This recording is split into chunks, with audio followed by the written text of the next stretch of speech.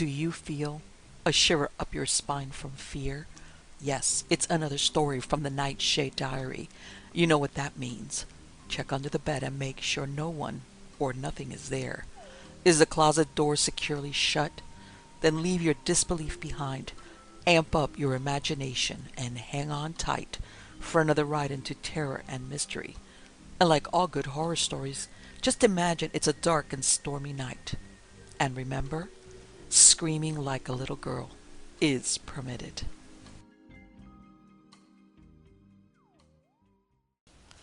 All Sewed Up by Curt Hamlin. The cat lay stretched on the windowsill, dozing motionless except for its twitching tail.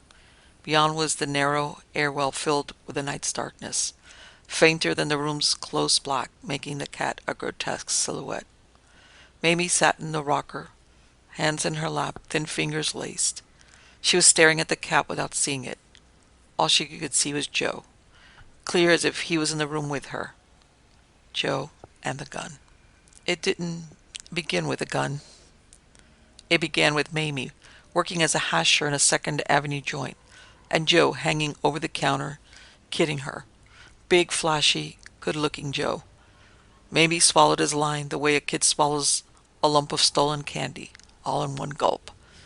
That was the beginning, like the first reel of a picture. The second reel was Mamie and Joe getting married. That was Mamie's idea. Joe argued a lot, but Mamie knew what she wanted. It took a month, or maybe 2 months, for Mamie to find out she'd made a mistake. In a way, she suspected it from the first. Joe didn't work, but he always had money. Not a lot of money, but enough. Enough for rent on the cheap 3-room walk-up, enough for groceries, enough to buy Mamie a new dress once in a while and keep himself in flashy clothes. Sometimes the money ran out. Joe went out and got more. He went out nights. When he came back, he had money. He didn't make explanations. At first, Mamie only suspected. After she found the gun, she knew. She saw it first one Tuesday morning, shoved into the back corner of Joe's shirt drawer. A cheap nickel-plated revolver. Her fingers groped for it, drew it out. She was standing there, the thing balanced horribly in her hand, when Joe came up behind her. The face she saw in the clouded glass of the dress mirror. His face was no longer good-looking. It was ugly and dangerous. He said, "You shouldn't have done that, baby." There was ugliness in his voice, too. He reached over her shoulder, lifted away the gun and cradled it in his hand. The snout pointed carelessly at the middle of Mamie's back. Guns is dangerous, especially loaded ones. This one's loaded, baby. Mamie licked feverishly at her lips. Dryness made her tongue clumsy. Joe. His fingers stiffened. The carelessness was gone. There was a sharp edge to his tone, rough as ragged glass. Don't say it. For a long moment, neither of them moved. Then Joe pushed Mamie to one side, replaced the gun, and covered it with shirts. He closed the drawer and went back to the other room. They didn't talk about it again. They didn't have to talk about it again, Mamie thought. She began to rock a little, turning the thing over in her mind. They didn't talk about it, but it hung between them. After that, whenever Joe went out at night, Mamie knew he took the gun. He had taken it tonight. Far off, below her, a door slammed. She stopped, rocking to listen. The steps were quiet, light, and furtive. She knew it was Joe. He opened the door, came inside, and shut it. Standing there just inside the room, he whispered hoarsely for her. "Mamie." She moved wearily in the rocker. "I'm here, Joe." She heard his fingers fumbling for the electric switch. "How come you've got the place dark?" Mamie didn't answer. He found the switch, then flipped it. "Hiya, baby." He stood for a moment by the door, grinning at her. There was something feverish and unnatural in the grin. His Hollywood-type blazer was thrown over his arm. It was loud and flashily cut, red and yellow and brown with dull red buttons. Joe came away from the door and dropped the blazer on the table. "Cat got your tongue?" Mamie didn't answer. Joe lit a cigarette, flipped a dead match towards the airwell. Casually, too casually, he drifted into the bedroom. The dresser drawer opened and closed. From the bedroom, Joe said, Let's put on the glad rags and do the town. We're in the money. What money, Joe? Never mind. You put on that new red dress you got, and we'll go have a drink. It's a green dress, Joe. Red, green. It's all the same to me. He came out of the bedroom and stood in front of her. One looks just like the other. Anyway, how about it? Amy shook her head. I don't feel so good. Joe, my eyes hurt. Besides, it's late. It's after 1 o'clock. You must be crazy. He got the clock from the bedroom and returned with it. See? Only 5 to 12. Mamie didn't look at Joe, and she didn't look at the clock. I looked at it an hour ago. It was after 12 then. You made a mistake. He didn't touch her, but his words did. The menace was as real as fingers curling at her throat. Like I told you, it's 5 to 12. And don't forget it. What difference does it make, Joe? Don't get nosy. Just remember, I came in before 12. Yes, Joe. Don't forget it. No, Joe. Okay. He went into the bedroom, still carrying the clock. She heard the bed creak under his weight. I'm turning in, he said. You better come too. Yes, Joe. She pushed herself out of the rocker and moved towards the light switch. The cat woke, yawned, stretched, jumped off the windowsill, and curled up on its bed under the table. Mamie flipped off the switch. She got up at 6. She hadn't slept. Her eyes were parched and burning. She moved slowly about her dressing, the weight of sleeplessness and fear heavy on her shoulders. At 6:30, she went down to the corner newsstand and bought an early edition of the morning paper. Walking back, she read the story. There wasn't much to it. A man had been robbed and killed, shot 3 times.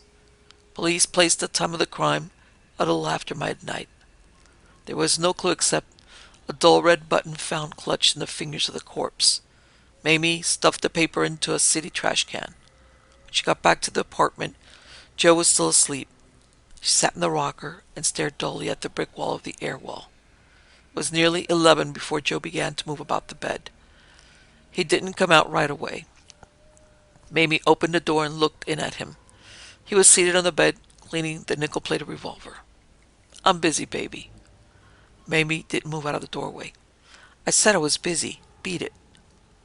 Where'd you get the money, Joe? What money? You know what money. You didn't have any when you went out last night. Joe squinted carefully through the gun barrel. I won it. I gambled with a guy. He lost. Plenty. You don't lie good, Joe. It's what I'm telling you. That's my story, and you're stuck with it. I'm your wife, Joe. I got a right to know the truth. Joe polished the revolver with a rag, tried the action twice. The double click of the hammer was loud in the little room. Very deliberately, he pushed 6 cartridges into the cylinder, spun it, snapped it shut. The gun lay in his palm, pointing at Mamie. Look, baby, all you got to remember is that no wife can go into court and rat on her ever-loving. I might leave you, Joe. I might divorce you. Yeah? Joe looked at the gun. Then he looked at Mamie and back at the gun. His grin was unpleasant. I wouldn't like that, baby. I wouldn't like that at all. It might make me mad. You can't tell what I might do if I got mad. Mamie closed the door and went back to the rocker. And Joe came out of the bedroom. He was smoking a cigarette. He stood by the window blowing smoke out into the air wall. You get a paper this morning? No, Joe. I'll go get one. He blew more smoke out the window, and maybe a beer. Only first, you got to fix my blazer. One of the buttons came off last night. It was a little time before Mamie could force words through the tightness of her throat. Where's the button, Joe? How should I know? I lost it. You put another one on just like it. He swung from the window to face her. Get that? Just like it. Yes, Joe. She dragged herself out of the rocker, carried the blazer into the bedroom, and spread it out on the bed. There were places for her 5 red buttons. The middle one was missing. It took her a while, pawing through the sewing basket to find the button she wanted. She selected a spool of thread and began to sew, slowly. Joe came in as she was finishing. Is it the same as the others, baby? She held it up to him. Can you tell the difference? He squinted at it carefully. Looks the same to me. He shrugged at it. I'll be back in an hour. It was fairly warm out. He unbuttoned the blazer and let it hang free under his swinging arms. At the corner, he bought a paper and read as he walked. Once his fingers stole down to swirl the button Mamie had sewed on for him. It was still there. He shoved the paper into a pocket and began to whistle. In the middle of the second block, he turned into a tavern. Mike, the barkeep, had a beer on the counter before Joe's foot was settled on the rail. Joe drank greedily. He pulled the paper out and spread it in front of him on the bar. Some guy got bumped last night. Mike said, Yeah? Too bad. Yep. Might have flashed a roll someplace. Yep, he must have. Give me another brew. When the beer came, he gulped up it. Mike said, That dick's back again. Joe turned to look. The door of the tavern opened and closed. The man who came in was tall and thin. He walked bent over like the weight of his overcoat dragged on his shoulders. Mike took him a beer and came back to Joe. He leaned over the bar and whispered, He's looking for a guy with a missing red button. It ain't me, said Joe. I got my buttons. Mike's eyes traveled casually down the front of the blazer and froze. Suddenly panic crawled like ants across Joe's shoulders. What you looking at? Nothing, Joe. Got my buttons, ain't I? Yeah, sure, Joe. What you looking at, then? Nothing, said Mike. Nothing. He began to drift away. The detective forgot his beer. He was inching towards Joe, eyes fixed on the middle of the blazer. A grin curled along the corners of his mouth. Sweat gathered on Joe's forehead. What you looking at? He backed into a corner. What is it? The detective's hands dipped out from his coat. Easy, he said. He was pointing a gun at Joe. I got my buttons. Yeah? The detective clicked cuffs around Joe's wrist. Colorblind, ain't ya? So what? I got my buttons. He chuckled. With one finger, he jingled the center button on the blazer, the one Mamie had put there. With all the rest of them red, he said. He wondered why that one was bright green. Joe began to swear, but it didn't help him at all.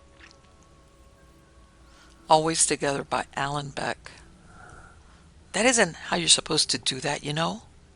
Minerva Bembridge peered over her sister's shoulder at what Julian was stirring on the stove. If I've told you once, I've told you 1,000 times.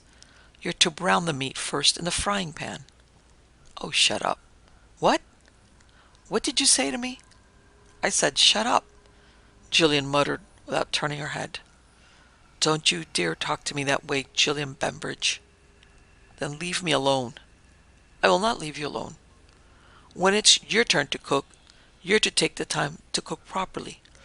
I do when it's my turn, as you very well know.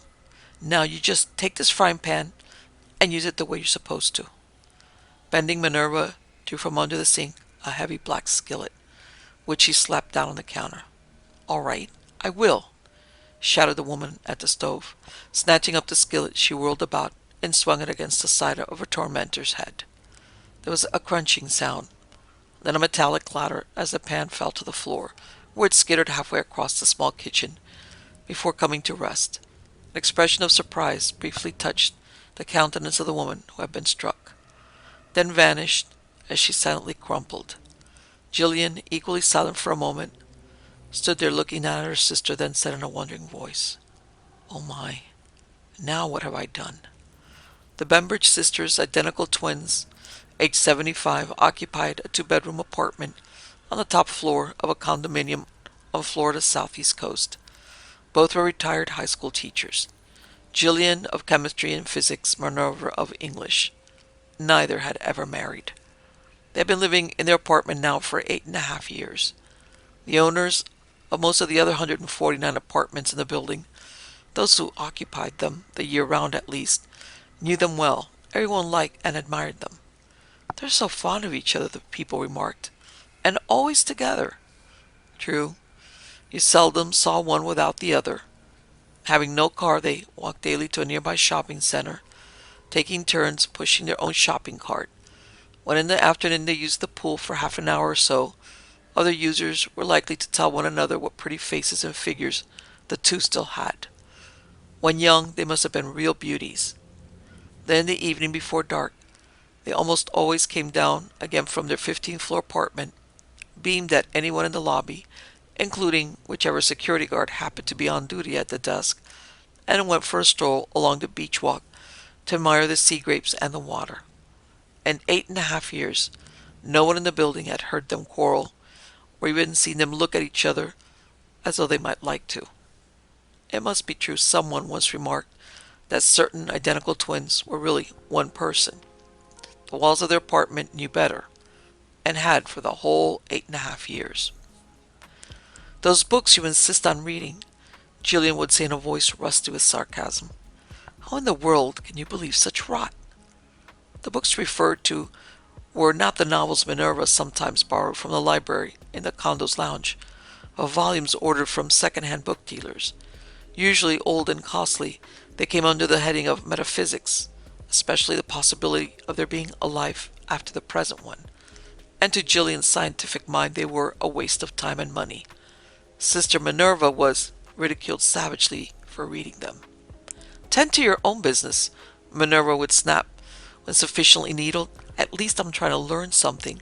In case you've entirely forgotten, I taught English, not how to wash out test tubes." "I did more than wash out test tubes." "I doubt it, with your one-track mind." The truth was, they had disliked each other, even as children, and were living together now simply because neither by herself could have afforded an apartment in such a desirable location. But they did their quarreling in the privacy of their apartment, and were careful to keep their voices down. No one knew. Now in the apartment kitchen, Gillian knelt beside her sister and placed an ear to Minerva's breast, listening for a heartbeat. Hearing nothing, she rose, went down the hall to her bedroom to obtain a mirror, which on returning she held close to her sister's mouth. Minerva had stopped breathing, she decided. "Oh my," she murmured, "what am I to do with her?" Her dead or dying sister had been right about one thing. Gillian Bembridge had a one-track mind. Though she sat in the living room now and commanded herself to think, it never occurred to her to invent some explanation for what had happened. To say, for example, that her sister had fallen and struck her head on the stove. She, Gillian, had hit her with a frying pan, and that was that. The invention was to come later, after she had had much more time to think. The first problem, then, was how to dispose of the body, and the second was how to keep the other residents of the building from learning Minerva was gone. After deciding how to handle both problems, she dragged her sister into the bathroom and went to bed. In the morning she went to the supermarket, but left their cart at home. What she bought was easily carried back in a single large shopping bag. Minerva still lay on the bathroom floor and was now definitely dead. No question about it. "At least I waited long enough to be certain," the former chemistry teacher told herself. Half filling the tub with cold water, she undressed her sister, and after something of a struggle succeeded in putting her into it and pushing her down so that she was completely submerged. It made Gillian a little nervous doing this. They were so much alike in everything but temperament, even weighing almost exactly the same, that it was rather like doing it to herself. Now she brought from the kitchen one of a half-dozen bottles she had bought at the supermarket, and tried to open it. But that was even more difficult than getting the body into the tub had been. The product was a new one, with red-letter warnings on its label. "Don't use in garbage disposal. Don't use in toilet bowls. Don't this, don't that." To remove cap, carefully follow instructions. In the end she succeeded in getting it off. She emptied the whole quart bottle into the tub and decided that would do for the time being. There was no way to hurry this procedure. She would just have to be patient. But then, no one but her sister and herself ever came into the apartment. They had never entertained. Leaving the bathroom, she turned for one last look at the woman in the tub and at what was happening with the water. Then she finally closed the door behind her and went into the kitchen to make breakfast. From now on, she would have to do all the cooking, she reminded herself. Worse luck. She lost track of the day after that and of the number of bottles she bought to pour into the tub. The big problem was no longer how to dispose of the body, it was how to keep the residents of the building from knowing there was a body. My sister and I have decided, Ronnie, she told carefully chosen security guard, to be less dependent upon each other. It's occurred to us that if one of us should pass away, as we are now, the other might not survive the shock of being left alone. Good idea, Miss Gillian, the guard said from behind his lobby desk, where he was more concerned with watching on his closed-circuit television screen the entry of a Cadillac into the basement garage. I'm Minerva, Ronnie. He looked up and grinned. Sorry, I never know which of you is which. So, what we have decided to do, she went on, is to go shopping and walking alone for a while. Even to the pool alone. Are we being foolish, do you think? We're 75, you know. I think it's a smart move, Miss Minerva. Thank you.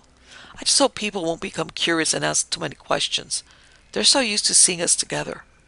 Well, if you want me, would you, Ronnie? Her smile was bright with gratitude. I knew I could count on you. So, of course, it was easy. Minerva and she had never dressed alike. All she had to do was wear her own clothes when she wished to be Jillian and her sisters when she wished to be Minerva. Even in the pool, she wore one of Minerva's swimsuits every other afternoon. Soon, most of the buildings of the residents knew of the Bembridge sisters' experiment and, yes, admired them for it. They're really very astute, you know. Think how many wives are totally helpless when their men die. Husbands, too, when they've been coddled and catered to too much. Meanwhile, with continued use of the bottles, with the difficult tops and repeated drainings of the tub, nothing much remained of her sister Minerva but a skeleton. And when the skeleton was all there was, she began taking the cart again when she went shopping. There was a time of day just before 9 a.m. when the shopping center was nearly deserted. The month was July. The winter people had gone back north, and even many of the year-rounders had fled to the mountains of the Carolinas to escape the heat. She carried in the cart each morning one of a collection of large brown paper bags, saved from her supermarket shopping, and on reaching the center always went down a lane behind the market. Just in back of the store was a huge bin for trash that was emptied every few days by a special kind of truck that came round. A mechanical device operated from the driver's seat raised up the bin and emptied it into the truck's bowels, and the vehicle, when full, went off to the city dump to contribute its contents to a landfill. Each morning, as she passed the bin, she lackadaisically tossed the bag into it. The hardest thing to dispose of were the large leg bones, but she solved that by walking to a hardware store one day and purchasing a hacksaw. At last, the tub was empty, and she was glad because now, after scrubbing it, she would be able to take a bath again. In this building, only one bathroom in each apartment had a tub. The other had a shower stall. She never felt right in a shower, but of course there wasn't time for a bath just yet. The people in the building were not going to believe forever her story that Minerva and she were struggling to become self-sufficient. Not when for 8.5 years they had done almost everything together. She still had work to do. One morning just before daybreak, she put a robe and a pair of beach sandals, both belonging to Minerva, into a brown paper bag, and walked all the way down the stairs to the door to the residence used when going to the beach. There was no need for TV surveillance there. The door was always kept locked, and only the owners had keys. She walked down to the beach, took the robe and sandals out of the bag, and dropped them not far from the water's edge. Then disposed of the bag itself in a waste container on her way back to the condominium.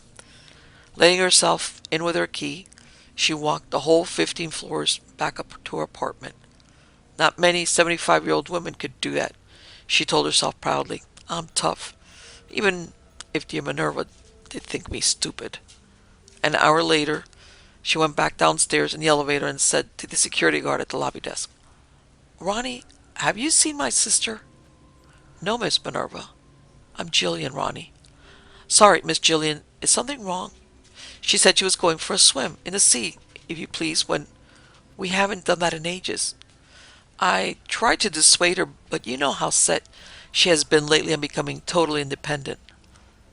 What time was this, Miss Jillian? Just after daybreak. She didn't come through the lobby here. I was on duty. We always used the service elevator. And the side door when we go to the beach, Ronnie. It would work if she kept her cool, she felt. And she did that, even with the building buzzing for days and the police asking endless questions. After all, a 75-year-old woman shouldn't have insisted on going for a dip in the ocean at a time when the beach would be deserted.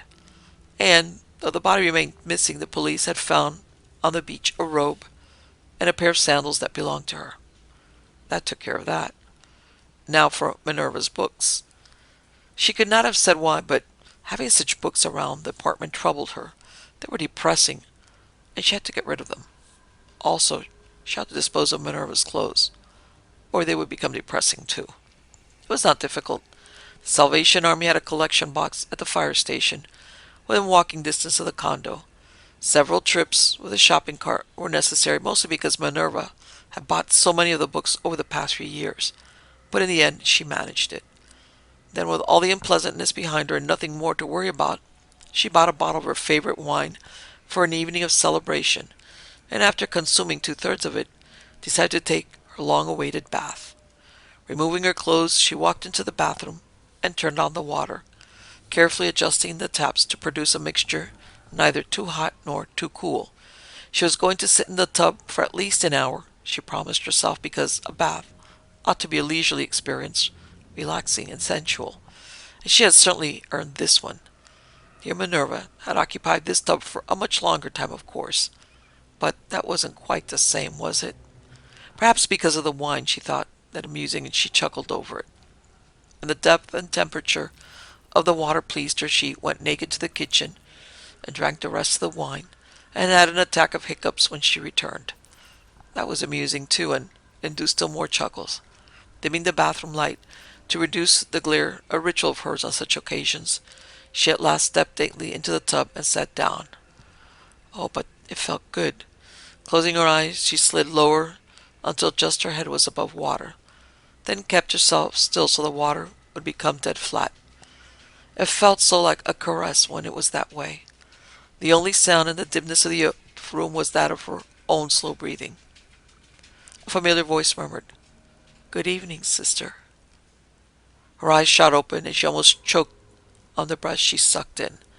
Standing beside the tub was a figure faint, that it seemed little more than a thing of mist, but mist or no, it had enough substance to be recognizable. It was composed of bones with no flesh on them.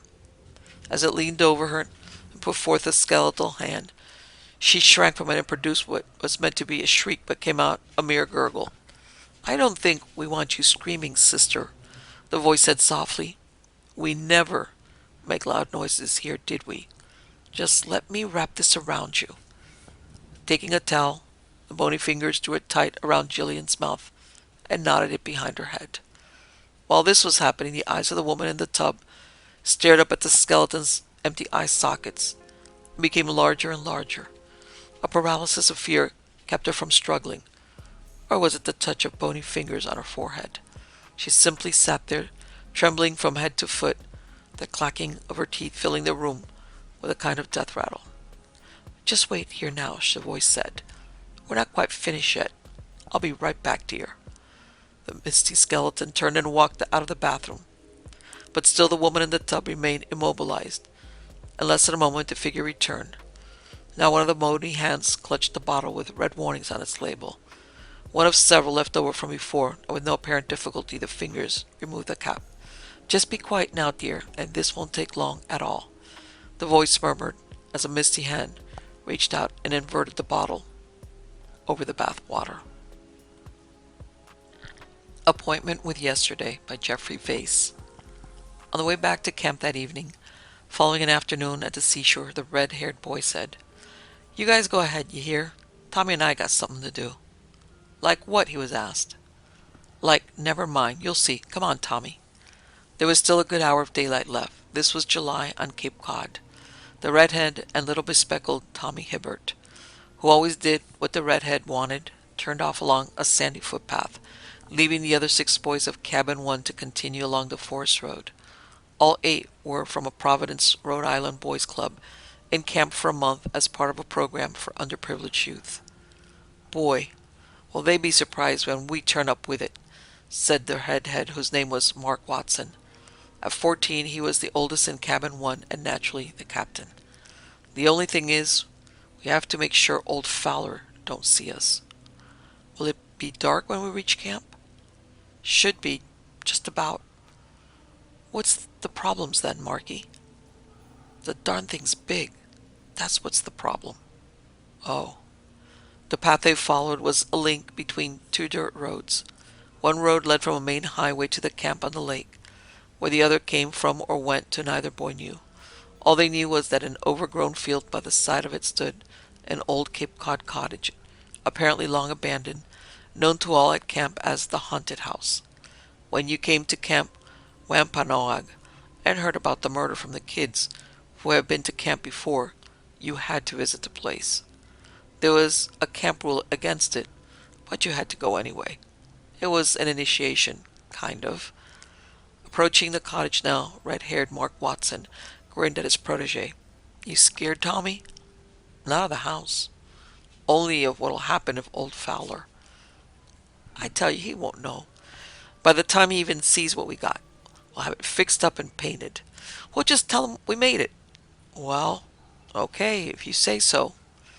They trudged through the tall grass to the front door, which made a noise like a stepped-on cat when Mark pushed it open. Had it screeched that way when the robber opened it that night? Probably not. The house was being lived in then by old Mrs. Lazarus, and the hinges wouldn't have been rusty like now. But he just opened the door real slow, Mark said. I bet she never even heard him before he squeezed the trigger. Then, pow! What? That's how it must have happened. He was after the money she was supposed to have stashed away here someplace. He just inched this door open. Mark read mystery stories and intended to write them someday. And she was sitting there in that chair with her back to him, rocking away, all unsuspecting, and he shot her. You sure she was shot, Marky? Well, I never heard any different. Did you ever ask? No, I never asked. Why would I ask, for Pete's sake? What difference does it make anyway? The younger boy sensed he was making the redhead angry. Well, gee, all right, Marky, I was just wondering. The grit on the old board floor made scrunchy sounds under Mark's shoes as he walked towards the chair, which was the only piece of furniture in the room. For that matter, it was the only thing in the whole house he knew. The kitchen, the dining room, the two bedrooms upstairs, all were empty now. Halting beside the chair, he looked around while waiting for the other boy to join him. To tell the truth, he felt a little scared. But there was nothing to be afraid of, he told himself. It was just a grimy old living room in an abandoned cottage. The walls were yellow and dirty, with crazy cracks running every which way through the faded flowers on their peeling paper. What else could you expect? Come on, will you? He urged his companion. This is it? Tommy said on reaching Mark's side. This is it. The old lady was sitting in this when she was killed. Anyway, that's the story. The chair lay on its side and Mark leaned over to touch it. See what I mean? How we can fix it up? Not like it was, we can't. We can come close. Anyway, it'll be the chair she was murdered in, even if it don't look exactly the same as then. Reaching down, Mark took hold of its one unbroken arm. Come on now. Let's get it out of here. It was not an easy task for two boys their age and size. The chair was of Cape Cod pine and fairly heavy. Worse, it was bulky. After a number of tries, they settled on a way of carrying it between them, with one boy holding the arm, the other on the edge of the seat, which was intact. Even so, it kept bumping their legs and thighs, and they had to stop often to rest. Only once were they forced to move off the road to avoid being seen or detected, as the future writer of mystery tales would have put it. They were back on the camp road at the time and heard a pickup coming. Hey, Mark hissed in alarm. It could be Fowler. But while the director often did drive the pickup, he was not in it when it passed them. At the wheel was Edgar Nesbitt, the middle-aged camp handyman, too interested in sipping from a pint bottle to be aware of the two boys crouching behind their stolen rocking chair in the roadside underbrush. Edgar almost always had a bottle to sip from, a thing Mr. Darren Fowler, with all his snooping, never seemed to find out. The kids knew but liked Edgar well enough to keep quiet about it.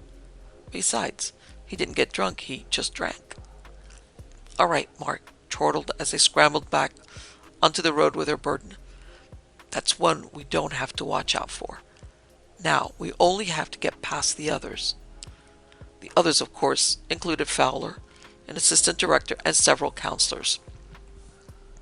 But thanks to the chair, their timing turned out to be excellent, and they arrived at the camp just at dark. 5 minutes of waiting behind an old sawdust pile. The place had been a sawmill site once, and they were able almost to stroll to their cabin without danger of being seen. In a welter of excitement, their cabin mates crowded around them. There it is, the red-headed gloated, propping the broken chair up so it appeared to be almost usable. Old Lady Lazarus was murdered in this, by gosh. And when we go back to Providence, I'm taking it with me. How? Someone demanded.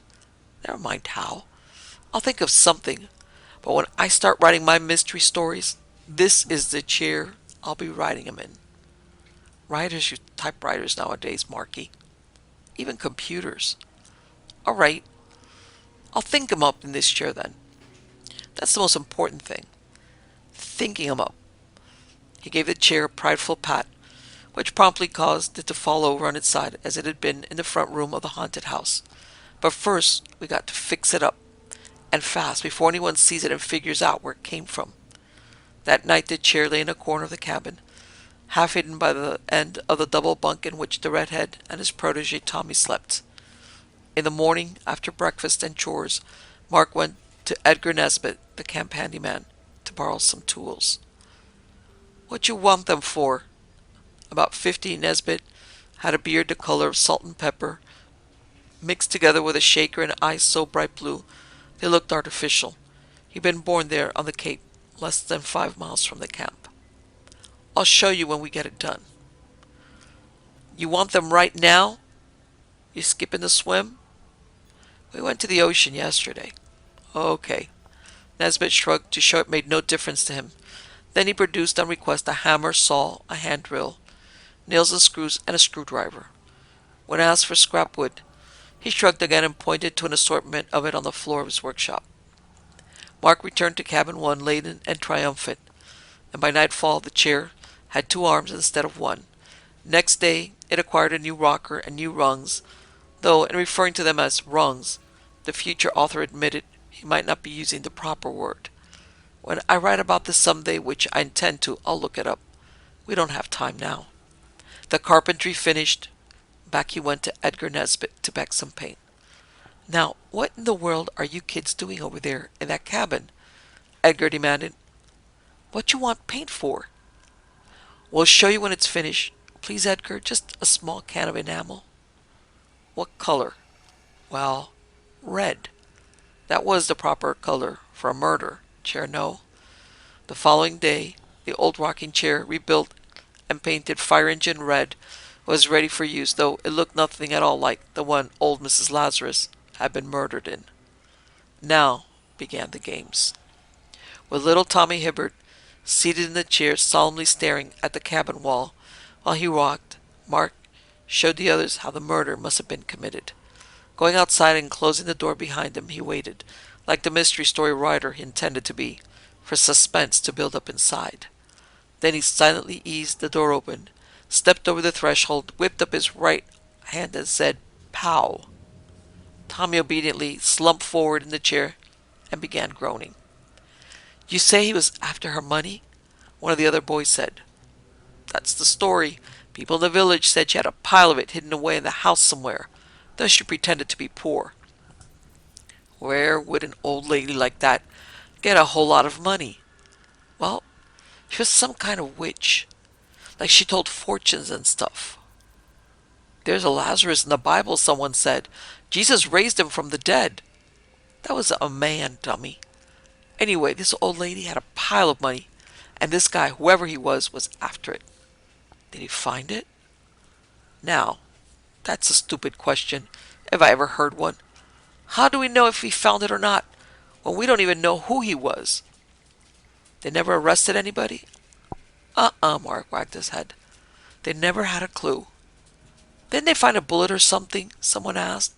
If he shot her in the back, like you say, the bullet must have stayed in her or gone through into a wall or something.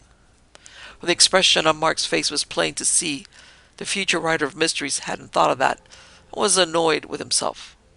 Luckily, he was saved from having to think up a reply when little Tommy Hibbert, still in the chair, suddenly voiced an exclamation. "Hey, it's moving." They all looked at him. "It's moving!" Tommy propelled himself out of the chair as though it had suddenly become electrified. The leap sent him sprawling to his hands and knees on the cabin floor, where he twitched himself around to look at the chair in astonishment. The chair was slowly rocking. It continued to rock until Mark reached out and stopped it. "You're a nut," Mark said. "You rocked it yourself, dummy." "I did not. I was just sitting there." "You rocked it. Anyone sitting in a rocking chair rocks it, even without thinking." "I tell you, I didn't." Tommy insisted, though less emphatically than before. "Look," Mark sat in the chair. "I'll show you." They watched, some standing within arm's reach, some seated on their bunks. The redhead sat in the middle, and nothing happened for what seemed a long time, though surely it was less than a minute. Then the chair began to rock. "See?" Mark pushed himself out of it. "You don't know you're doing it, even. But you do it." Satisfied, they let the matter drop and began discussing a treasure hunt scheduled for the following day. In charge of that event was the one person in camp they unanimously disliked, the assistant director, Joel Abbott. It was Joel, born in a nearby Cape village, who had gruffly warned all of them to stay away from the house from which Mark and Tommy had removed the chair. "That house is out of bounds to you kids. And I mean it. You hear?" With his fist on his hips and his head thrust forward like a rooster's, he had snarled his ultimatum. "You go snooping around there, and you'll find yourselves taking the next bus back to Providence." Question: should they boycott the treasure hunt to show the assistant director how little they thought of him? It was a lively discussion. But Mark, having retired to his lower bunk, did not enter into it. He sat there with his elbows on his knees and his chin on his fist, and gazed at the red rocking chair as though it puzzled him.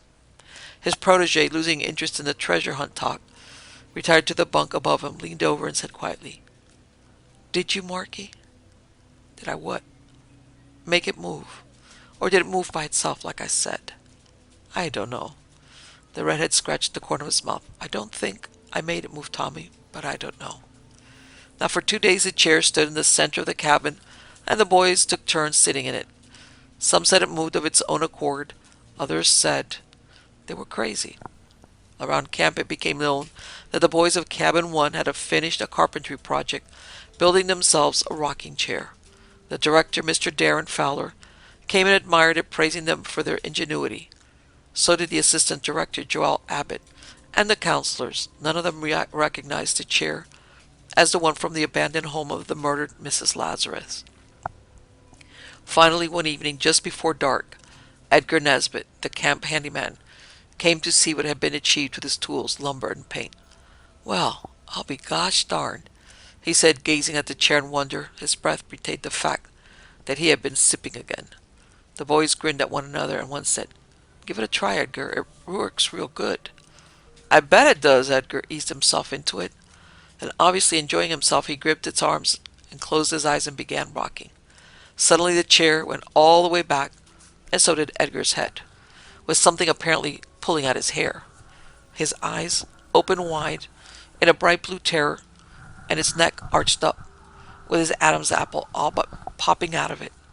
And across his neck, just above the Adam's apple, appeared a line of crimson, as though someone had taken a red ink marking pen and drawn it from under one ear to under the other.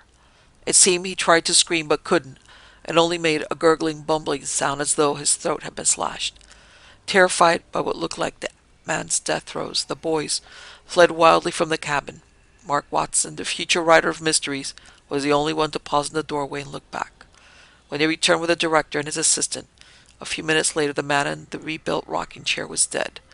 The line of red across his throat was already fading, but what was in those brilliant blue eyes would go with him to his grave. It was terror, sheer, total, heart-stopping terror. "This chair!" Mr. Fowler fiercely turned on young Mark Watson. "Did you make it As you said you did. No, sir, not exactly. We made an old one over. Where did it come from? The haunted house, sir.